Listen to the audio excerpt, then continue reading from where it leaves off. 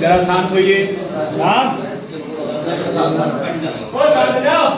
आपने सुना होगा कि धारा 144 लगी है या कर्फ्यू लगा है, तो वो पहले सीआरपीसी की धारा 144 के अनुसार ही लगता था, इसीलिए कहते थे धारा 144 लगी और उसी के अंतर्गत कर्फ्यू लगता था।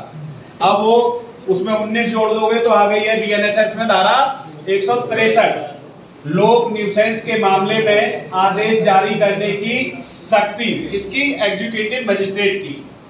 जिला मजिस्ट्रेट या उपखंड मजिस्ट्रेट या राज्य सरकार द्वारा सशक्त कोई भी मजिस्ट्रेट जिसकी राय में कार्रवाई करने के लिए पर्याप्त आधार होने पर तुरंत और शीघ्र समाधान करना जरूरी है। मजिस्ट्रेट लिखित में आदेश जारी कर सकेगा। आदेश की तामील या सूचना बीएनएसएस की धारा 153 के अंतर्गत की जाएगी। इसका मतलब है कि उसे पेपर में छपाकर, न्यूज़पेपर में या डुग्गी पिटवाकर, जैसे आपने देखा होगा रिक्शे में वो रख लेते हैं, सुनो सुनो सबको सूचित किया जाता है कि धारा 144 लागू है या कर्फ्यू लग गया है, वो उस तरह लागू कर सकते हैं। अब ये इसकी सबसेक्शन 2 कहती है कर्फ्यू निषेधाज्ञा जारी करने की शक्ति। तो आपातकालीन स्थिति में संबंधित व्यक्ति को सूचना देने का समय नहीं है तो एक पक्षीय आदेश जारी होगा।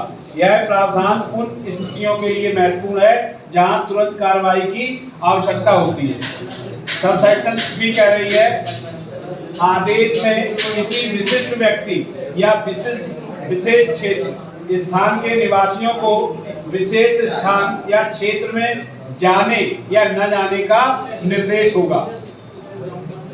सबसेक्शन 4 कह रही है अवधि सीमा आदेश दिए जाने की तारीख से 2 माह तक प्रभावी रहेगा।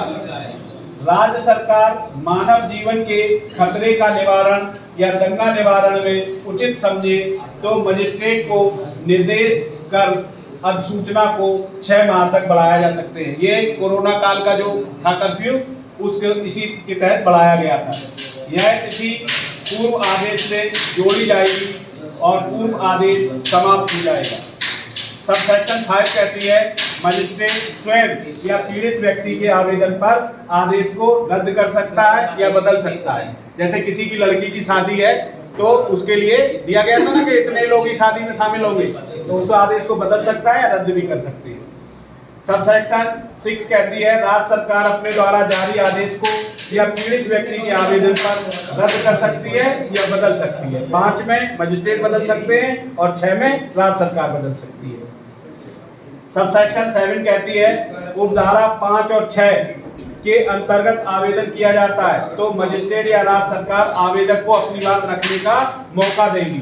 मजिस्ट्रेट या राज्य सरकार आवेदन को पूर्णतः या आंशिक रूप से अस्वीकार भी कर सकता है, मतलब आधी बात मानेगा आधी नहीं मानेगा, कारण लेखबद्ध करेगी।